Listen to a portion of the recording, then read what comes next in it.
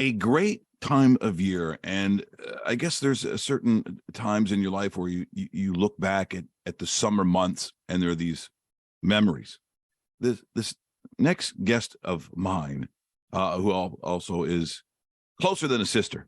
I mean, we talked about this closeness that we have is been a thing of beauty for over, well, I'm going to say almost 60 years, probably is what I'm going to say now. I have to say it out loud. That's terrible.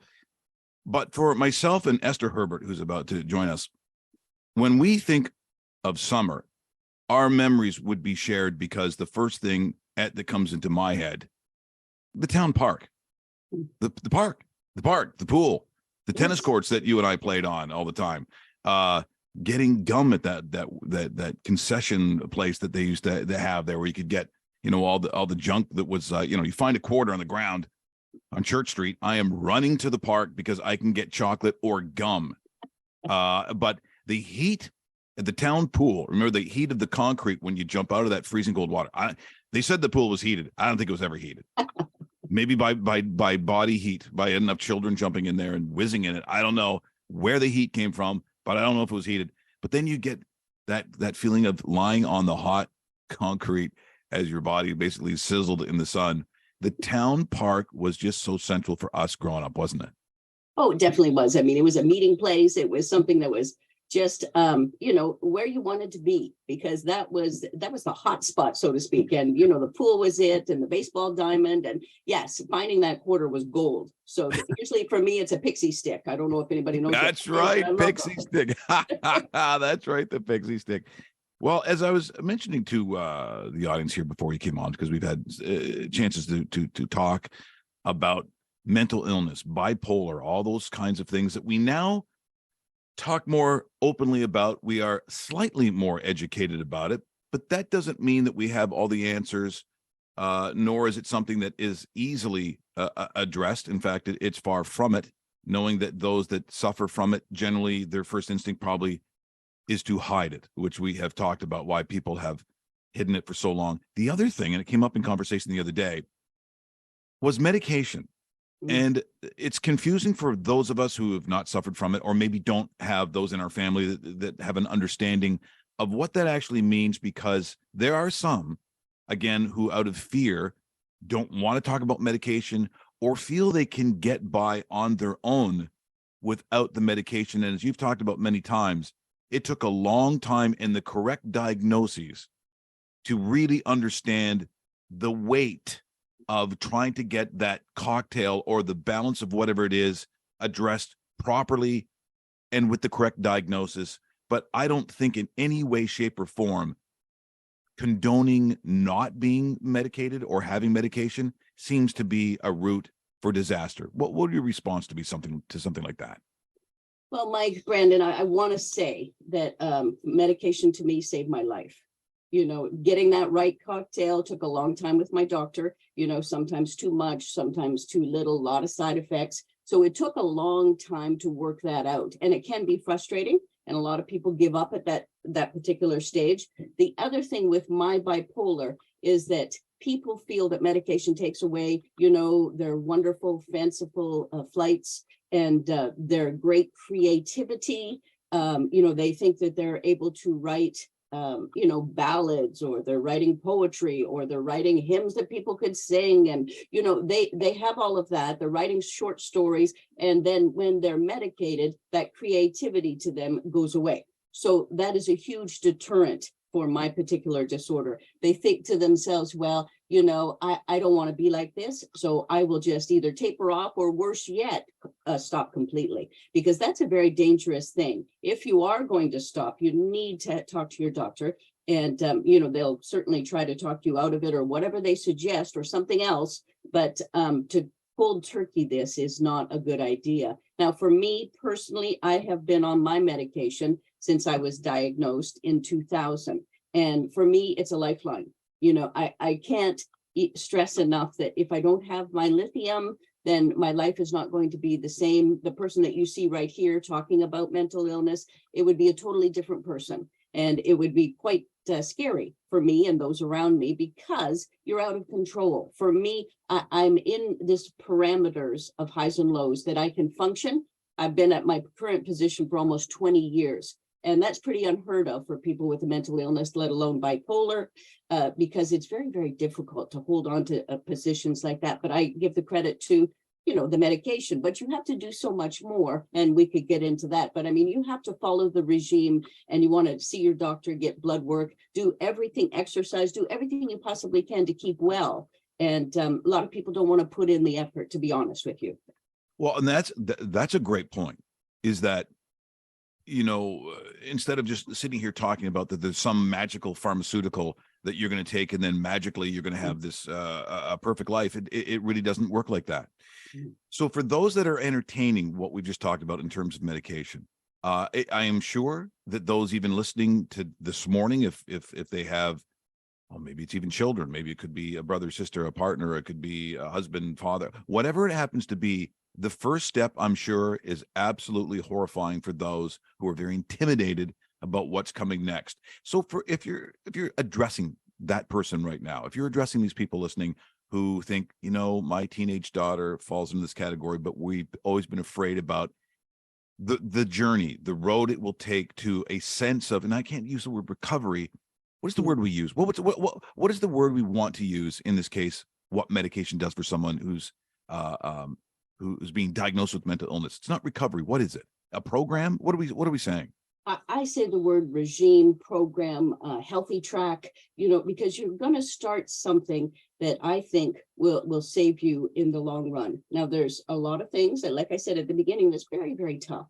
And people with a preconceived notion about medication may not want their daughter on that and so forth. But the alternative is, if perchance you have a daughter or a son that is acting out, you're afraid when they go out at night, you're dreading the phone call from maybe the police, all of those things. Now, doesn't the chance of a normal life and a chance of being a productive human being and somebody that the parents don't have to worry about, doesn't that outweigh, the fear factor? Now, I can't talk people into medication because that's everybody's choice. They may want to do something holistic and so forth, but do something, because watching your child go down a horrible road like my mom and dad did with my sister, Rebecca, she would not take the medication. She was diagnosed with bipolar, alcohol, drug addiction, and so forth. Long story short, she refused to take those medications, and she ended up on a overdose that killed her in 2013. So there's an example in my own family. So I'm very adamant about getting help, staying with it. You want to live, and you want to, your dear parents should never bury a child, I think.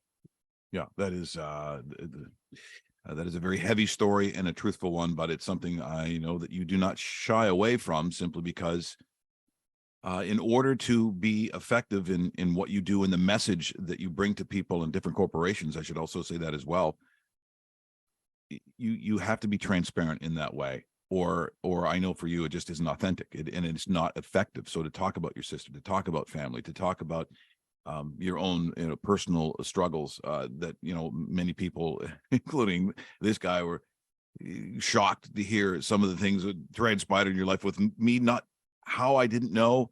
It just speaks to, probably, quite frankly, your IQ and your ability to, you want something hidden. If Esther Herbert wants to hide something, you're not going to find it, just so you know. You just, good luck with that. By the way, we are in discussion with Esther Herbert. She works for the Brady Corporation, but she is an advocate for, Markham Stouffville Hospital, a gentleman by the name of Dr. Mark Berber, who has and is probably considered a lifesaver in Esther's life. But she speaks a lot on this topic. And if you're listening here this morning and think, why, I wouldn't mind having this person speak to my staff via, whether it's a Zoom or in-person, address, she's available. Esther is available, and she has a website out there, and you can get a hold of her on her Facebook page. So that's just a little reminder about that. But the other thing too is just, I think in this day and age, and Brendan and I were talking about it, this is a very tough current world that we live in. And that's, regardless of whether you have a mental illness or issues or not, just for someone considered quote unquote normal, whether it's COVID that came in, then you have social upheaval and disdain. You have a war that has gone on. You have the price of food, for goodness sakes, the price of like, how is this generation supposed to buy a house when the average house that you and I grew up in, homes that were built in what, in the 50s, I'm guessing probably 1950 something, that I believe in Stouffville, those houses would be $1 million, I think. Exactly. I believe they would be. So this is also a time where I also wonder about the concern because of today's weight. Is it even more important to take these steps to make sure, because I think even for yourself, because you're very open about it, there are challenges now that maybe we didn't even have 5 years ago. No, there's a lot of challenges. You touched on so many. I don't know how young people especially cope, because there's so many temptations out there. There's so many lost souls that don't really know what's going on. They don't know what to do, who to hang out with, what to listen to. You've got so many choices these days. And sometimes, one of the choices takes you down a dark path. And if parents, friends, teachers, whoever it might be, aren't watching, then a real tragedy could happen. When you mention about houses, how can young people, a starter home, for $1 million, that's ridiculous. You go out and buy a bag of grapes, it's $15. I just don't understand how people can cope. I'm almost 60. And I'm thinking to myself, wow, what am I going to do in my retirement? Because that's a concern. So that takes its toll on its mental health. Everything does. You have to form relationships with people that are long lasting, relationships with people that are strong, that you trust. Whether that's going to be in your own personal life or even at work, you want to have an ally at work that you can talk to. And, that's huge because you're going off to work every single day. You talk to Brandon, and that's wonderful because you two talking about mental health, awesome. I have people at my Brady that I do talk to and I trust, like Kim and so forth. And that is awesome. But I mean, there's a lot of lost souls out there that don't have someone. So kind of be on the lookout for them. Because, the wallflowers of the past might not be the wallflower. They may be the most charismatic person in the whole room, and they're the ones that are hurting the most. Well, your company, Brady, not only are you and have been a long time employee of that corporation, and they have supported you and backed you in some of the most difficult times, but also in the same respect, and this is to your point that you just made, you are a vital part of what they do. You are one of the pillars that exists within that company, that they're able to do a lot of things. They count on you a lot. There is a significance to Esther Herbert working at Brady, but it has been nice to see that there are companies who do understand, have seen the challenges which you have documented on this show and other shows. Yes. That would not be easy necessarily to entertain, but Brady has really done quite, I think, an amazing job in the support of Esther Herbert. I totally agree. I mean, last year in May, I went via Zoom and talked for almost an hour to Brady USA. And it was the Women's Leadership Alliance, plus a whole lot of leadership people, men, women, and so forth. And the response was amazing. So when you think about a company that's going to support mental health, to have it as a topic for their whole meeting, that was absolutely so stunning. And I was so grateful because that's the company I'm so proud of. And that just made me even more proud because if people can talk about it in the workplace, that's the hardest place in the world for stigma to abound. So if you can knock it down, smash it to the ground some way, somehow by talking, I think that's a wonderful thing. And I'm honored to do so. Just terrific stuff here this morning, Esther, as I knew it would be. I mean, just really phenomenal, so detailed and important, just these and this journey, I guess the way I would put it, is got to start somewhere. And as you've laid it out, as scary as it can be, it is life-saving. And yes. There's no other way to put it. Terrific, my friend. Thank you. You're always so inspirational. I just love you to death. And thanks so much for this morning. And we'll talk to you again, or hopefully see you real soon. Excellent. Thanks, guys. So much. That is Esther Herbert joining us here on the program. And as always, just a phenomenal job. Just so inspirational what she does. In the charm that can only be described in one word, excellence. And people are like, what is he talking about? The guy was just talking about gambling and booze. How is he jumping from this to that? Because that's the show. That's who I am. And she knows it better than anybody else.